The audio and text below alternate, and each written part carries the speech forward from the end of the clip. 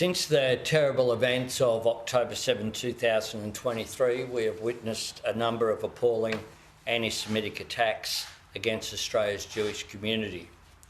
I've made it clear that these sorts of incidents have no place in Australia and that I wanted ASIO and the AFP to investigate as a priority.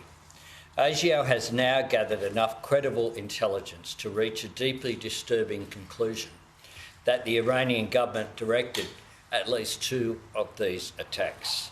Iran has sought to disguise its involvement, but ASIO assesses it was behind the attacks on the Lewis Continental Kitchen in Sydney on October 20 last year and the Adass Israel Synagogue in Melbourne on December 6 last year. ASIO assesses it is likely Iran directed further attacks as well.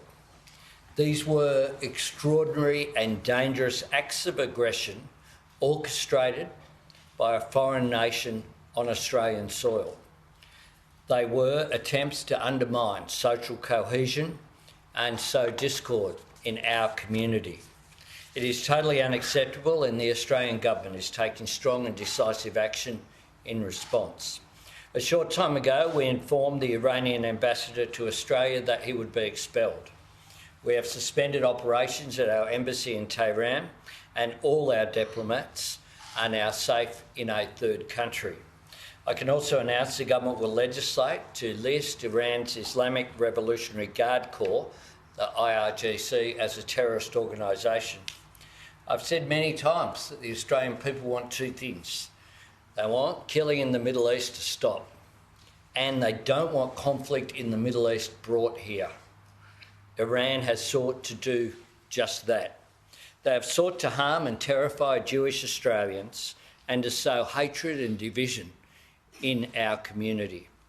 The actions of my government send a clear message, a message to all Australians that we stand against anti-Semitism and we stand against violence, and a message to nations like Iran who seek to interfere in our country that your aggression will not be tolerated. I'll hand over to the ASIO Director General, Mike Burgess, and then hear from the Foreign Minister and the Home Affairs Minister. Thank you, Prime Minister. In this year's annual threat assessment, I warned Australia's complex, challenging and changing security environment is becoming more dynamic, diverse and degraded. Dynamic because we're confronting an increasing number of threats. Diverse because some nation-states are using criminal proxies to undertake acts of foreign interference, espionage and politically motivated violence. Degraded because authoritarian regimes are more willing to engage in reckless, high-harm activities.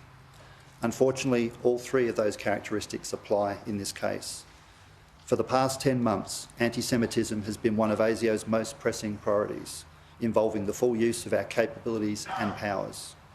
We have investigated dozens of incidents targeting Jewish communities, places of worship, businesses and prominent individuals. ASIO now assesses the Iranian government directed at least 2 and likely more attacks on Jewish interests in Australia. Our painstaking investigation uncovered and unpicked the links between the alleged crimes and the commanders in Iran's Islamic Revolutionary Guard Corps, the IRGC. The IRGC used a complex web of proxies to hide its involvement. This is the sort of obfuscation and boundary blurring I warned about earlier this year.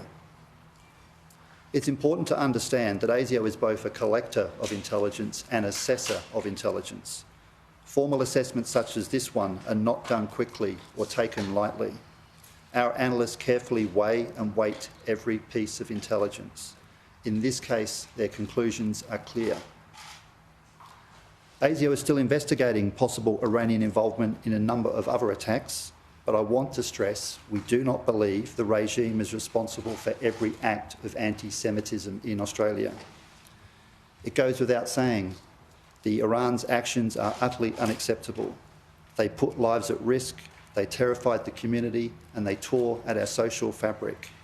Iran and its proxies literally and figuratively lit the matches and fanned the flames. I want to assure all Australians that ASIO and our law enforcement partners take these matters extremely seriously. You do not just have the right to be safe, you have the right to feel safe.